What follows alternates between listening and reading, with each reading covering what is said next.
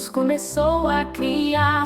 Com seu grande amor tudo veio a brilhar. Fez a luz, fez o céu, fez a água e o chão, e tudo ficou lindo com a sua mão. No jardim, no jardim, no jardim da criação, tudo foi feito com muito amor no coração.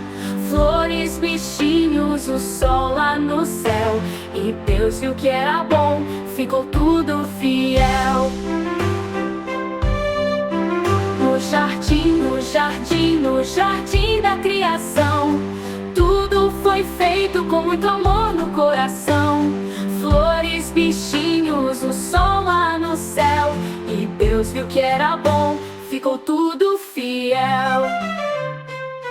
Fez os peixes no mar, os passarinhos no ar, montanhas e rios pra gente admirar. Depois fez o homem e a mulher com cuidado, e ali no jardim tudo estava arrumado. No jardim, no jardim, no jardim da criação, tudo foi feito com muito amor no coração. Flores, bichinhos, o sol lá no céu, e Deus viu que era bom, ficou tudo fiel.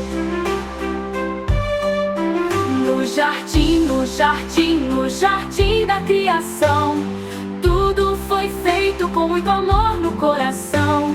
Flores, bichinhos, o sol lá no céu, e Deus viu que era bom, ficou tudo fiel. 7 dias foi o tempo que ele usou, e no 7º dia ele até descansou. Tudo com amor, tudo com perfeição. Deus é o Criador, dono da criação. No jardim, no jardim, no jardim da criação, tudo foi feito com muito amor no coração.